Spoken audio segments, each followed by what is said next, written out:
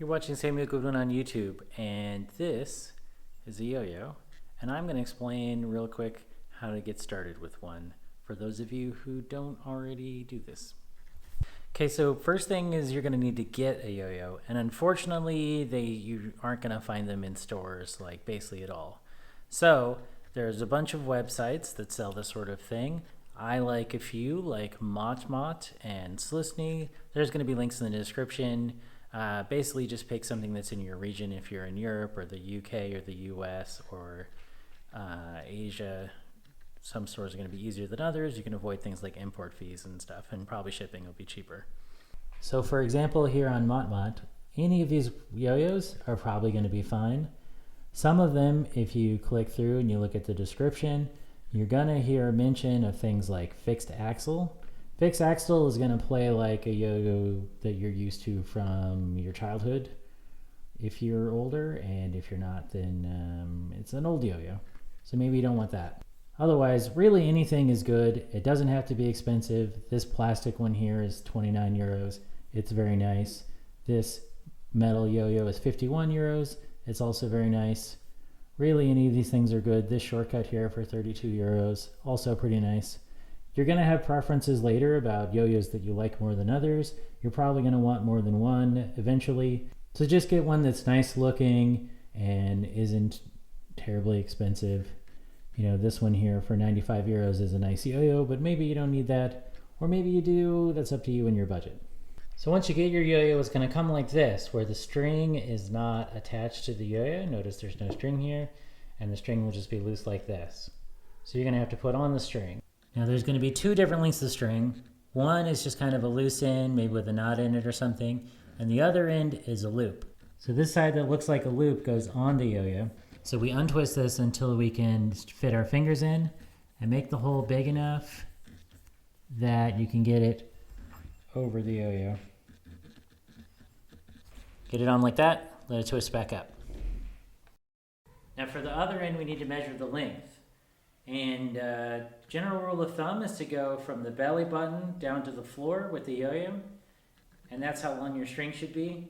I say go a little bit shorter than that. You want to keep in mind that the longer the string is, the harder some tricks are going to be. Some tricks might be a little bit easier, but a lot of them are going to be harder.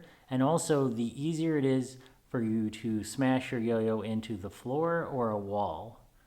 So especially when you're getting started, maybe make it easy on yourself, go a little bit shorter. Yo-yo string is relatively inexpensive. You can replace it. So if you cut the wrong length, you can get more. It's going to be okay. Don't worry about it.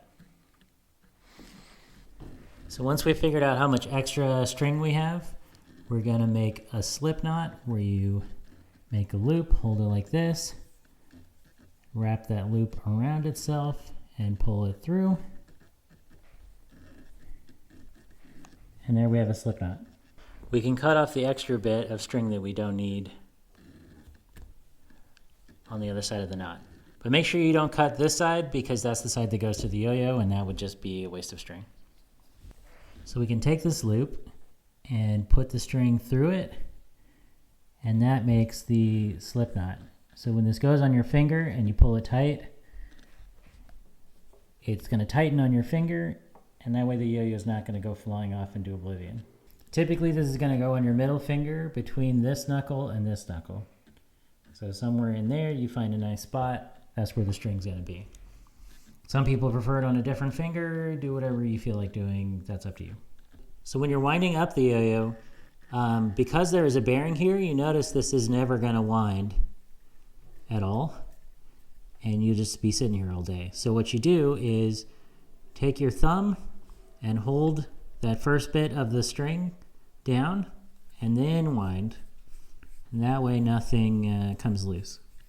And then you can get on your finger and you're all set. So we want to hold the yo-yo such that the string goes from your finger over the yo-yo and starts wrapping around the yo-yo. And it fits nicely with our finger in there. A lot of yo-yos are kind of round here so that it's a nice smooth surface to hold onto with your finger.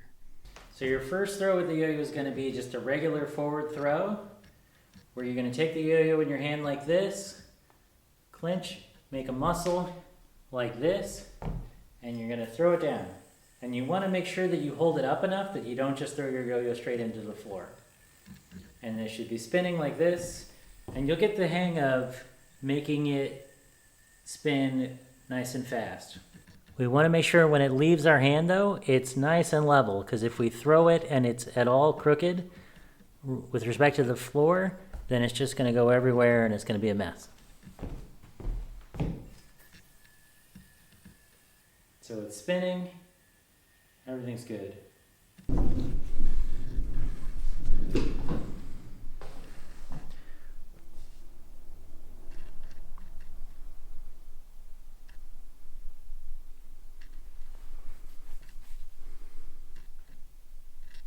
So from here, you're going to need to learn how to... Is this even focusing? Come on now.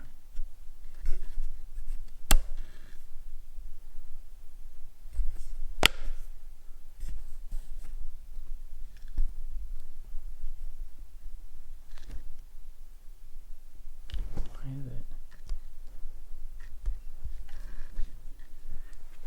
Sorry, I forgot how to use the camera apparently, so some of these are going to be some weirdly blurry shots. So from this point, you're going to have to learn how to bind, because this is a modern unresponsive yo-yo, and it's not just going to come up because you yank on the string. Now there's a whole bunch of video online already explaining how to do a bind and explaining what happens when a bind happens. And for me, I needed to watch the long explanation a few times to understand what's going on.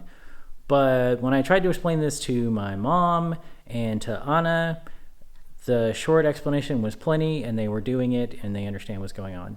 So it's kind of up to you. If you want to hear a more detailed explanation, there's like this 30-minute video that explains this. I'll put links to those in the description as well. Watch these videos. You learn to do a bind. Now, it could just be because I'm slow and bad at learning things, but it took me a while. So if it takes you a while, don't worry about it. It took me a while too, and now I can do it and everything is fine.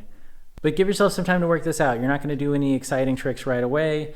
There's a lot of like little detail here to get going, and it makes it a little bit tricky. You can't just immediately try to learn some trick you see on Instagram or something. But you will get there, and it'll be a lot of fun along the way. Like the first time you get this to come up, and you get a successful bind, and then you can throw it down, and then you can do it again, and you feel it jump back into your hand with all of its force. It's a super fun feeling. You're going to enjoy it, and then you'll be yo-yoing. Wee, the light is dramatic here. Wee. So that's all for this week. Get started. If you have questions, I totally want to see them in the comments. I'll try to answer them there or make a video about them to address your question if necessary. But if you don't yo-yo already, I think it's a lot of fun to try. It's something to do to stand up for a little while if you have a job where you're sitting a lot. Especially now that it's cold and we're trying to not use energy so much because prices. Having something where you stand up and wave your arms around and flail about, you generate a little body heat like this. It's good to get some circulation going. Maybe you feel a little better. It's one of the things I do when I need to warm up because I'm cold from sitting for hours. But that's all for this week. I know it's cold outside, but go outside anyway. Get some sun on your face. Go take a walk at least, some kind of exercise. Drink a lot of water, and we'll see you next week.